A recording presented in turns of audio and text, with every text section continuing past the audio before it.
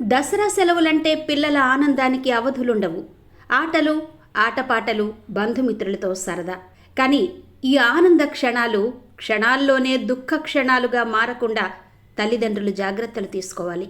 ఎందుకంటే ఈ సెలవులే పిల్లల్లో అవాంఛనీయ సంఘటనలకు వేదిక కానివ్వకూడదు. పిల్లల భవిష్యత్తు, వారి భద్రత ఇక్కడే తల్లిదండ్రుల బాధ్యత కీలకమవుతుంది. దసరా సెలవుల్లో స్కూల్ బెల్ మోగదు, హోంవర్క్ ఉండదు. అంటే పిల్లలు తమ మనసుకిష్టమైన పనుల్లో గడిపే సమయం ఎక్కువ. ఇక్కడే తల్లిదండ్రులు జాగ్రత్తగా ఉండాలి. తల్లిదండ్రులు గుర్తుంచుకోవలసిన విషయాలు: సమయం నిర్వహణ.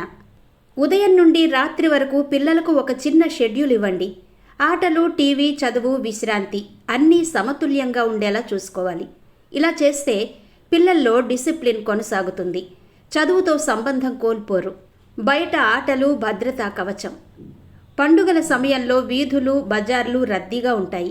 పిల్లలు బయటకు వెళ్ళినప్పుడు పెద్దవాళ్లు తప్పనిసరిగా తోడుండాలి.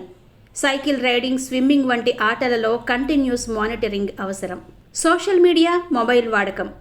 సెలవులు అంటే ఎక్కువ సమయం ఫోన్ లేదా గేమ్స్లో గడిపే ప్రమాదం ఉంటుంది. తల్లిదండ్రులు కఠినంగా నిషేధించకూడదు, కానీ పరిమితి విధించి వారిని క్రియేటివ్ యాక్టివిటీల వైపు మళ్లించాలి. డ్రాయింగ్, మ్యూజిక్, క్రాఫ్ట్ లాంటి హాబీలను ప్రోత్సహించాలి. మిత్రవర్గంపై కన్నేయాలి. పండుగల్లో పిల్లలు స్నేహితులతో ఎక్కువ సమయం గడుపుతారు.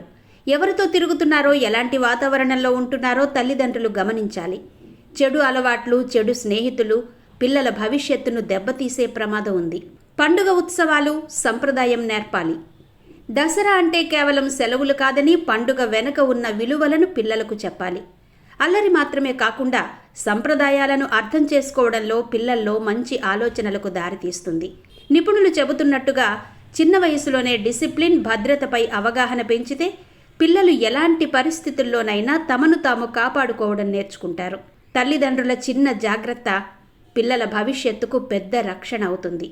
దసరా సెలవులు ఇది పిల్లలకు పుస్తకాల బరువుల నుండి ఒక విరామం. కానీ అదే సమయంలో తల్లిదండ్రులకు పిల్లల జీవితాన్ని సురక్షితంగా తీర్చిదిద్దే అవకాశ కాలం కూడా.